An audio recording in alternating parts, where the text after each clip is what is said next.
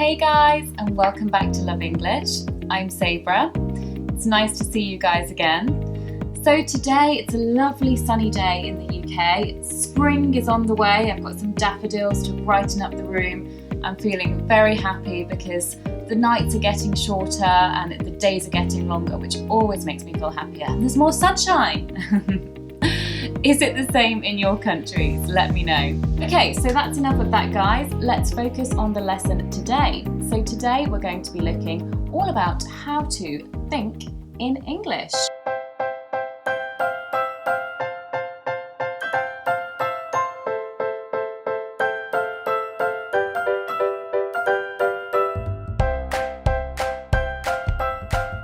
So number one is retrain your brain. Retrain your brain. So retraining the brain, what does this mean? Now, when we are thinking in our own languages, we're thinking all the time in our heads. And we might even talk to ourselves. It's very normal that we'll be spending a lot of time thinking, perhaps even talking to ourselves. Now, what you need to start doing is to start moving some of that inner dialogue, that inner thinking to English.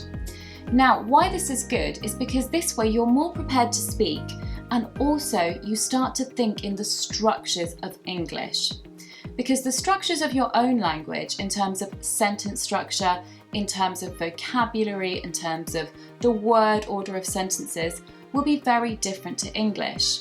And if you try and use the structure of your language to speak in English, things come out very funny. So for example, think about in Korean, I know that the subject and object are in a completely different position to how they are in English. I think the object comes before the subject. So if you're trying to think in the structures of your language, you're never going to be able to speak fluent English because you'll always be using the structures of your language and you won't start to really get the English language, to really absorb the English language and understand it and produce it. So this may seem like a difficult thing, but you're just thinking in your head, so nobody is going to be judging you, nobody is going to be knowing what your mistakes are. So actually, in some ways, it's quite easy because you can be thinking, you can be making mistakes in English in your head, but it doesn't matter. The thing is, you're starting to retrain your brain, you're starting to make room for this new language in your mind. Now guys, I've learned Spanish.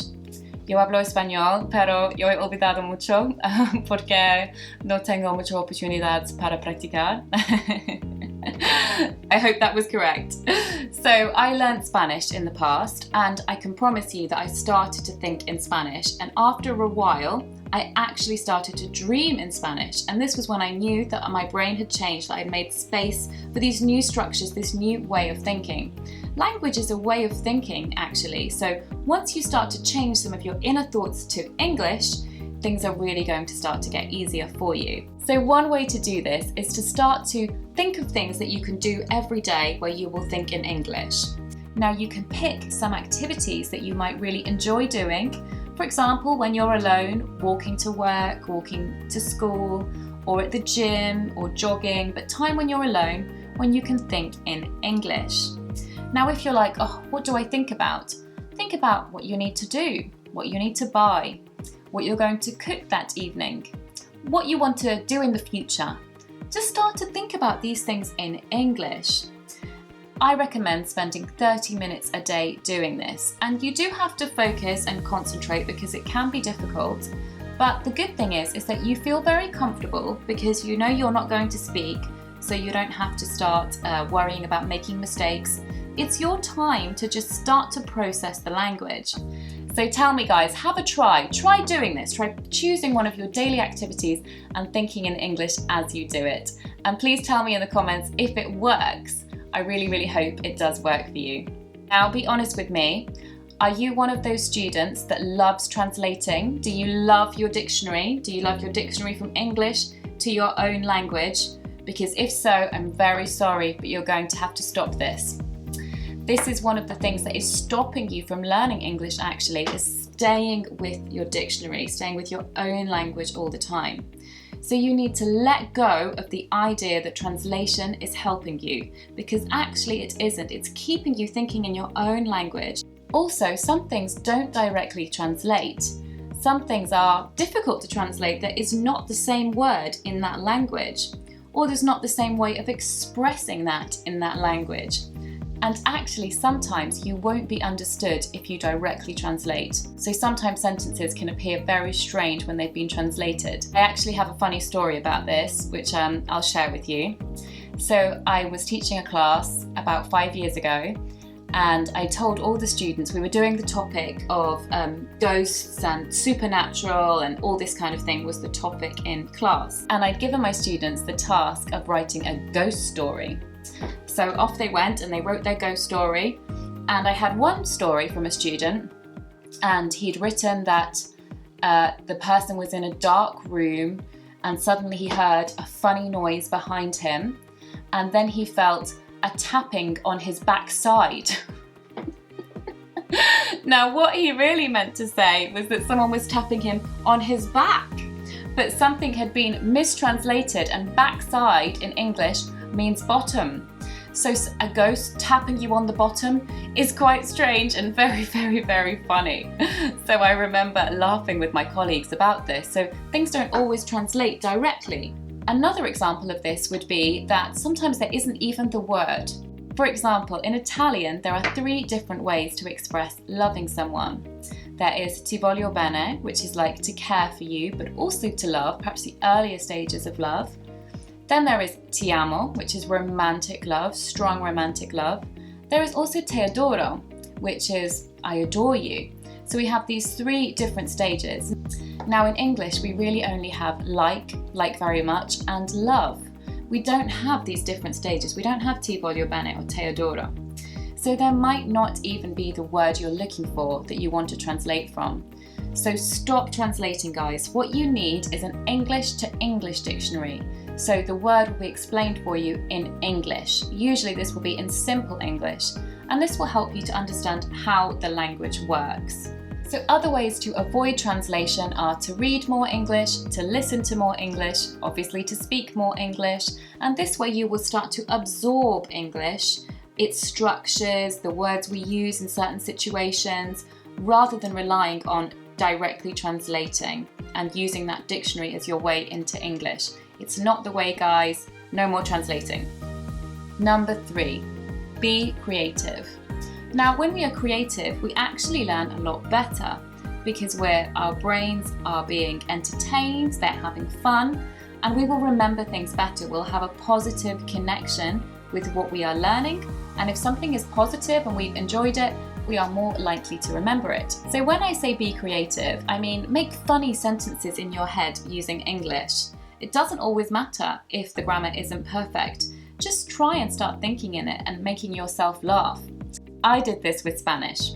What I did was I started to think about what I really thought about people in my head, but in Spanish. So we all have opinions about people that we don't always say.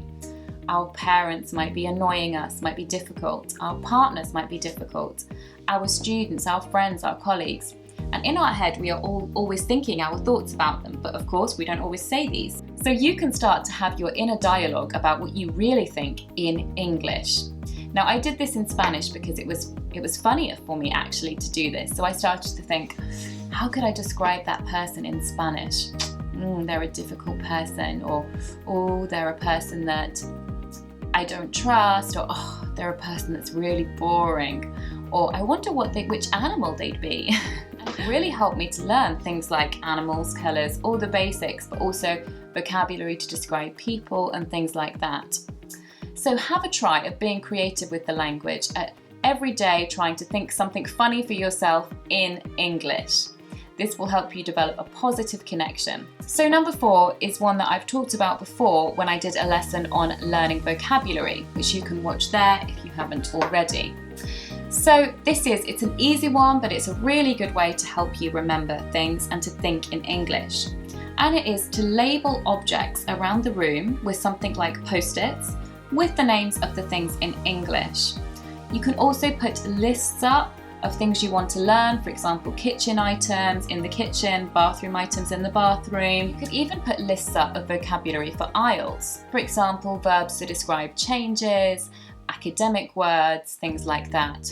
So it's a really useful way because you'll see it all the time, which means you'll save time because you're not going to the book while looking at this. So cooking, doing your hair, maybe even in the shower if you can see the lists without them getting wet. So it's just a really good way to use your time to start to think in English and of course to learn new vocabulary. So number 5. Now, some of you may be studying English, you may be using English for your jobs, you may have English friends and you want to speak in English in these situations. But sometimes the problem is that when you go to speak, you can't think quickly enough of what you want to say. So you think very slowly or you go and translate. So a really good way is to prepare for things by thinking in English before. You might even need to write it down, but thinking about what you want to say, for example, for that meeting at work, which you know you're going to have to talk in English, or for when you're going to class, there might be something that you want to say in English to your teacher. Or if you're going on a date or meeting an English friend, prepare before some sentences that you feel confident with and that you want to say.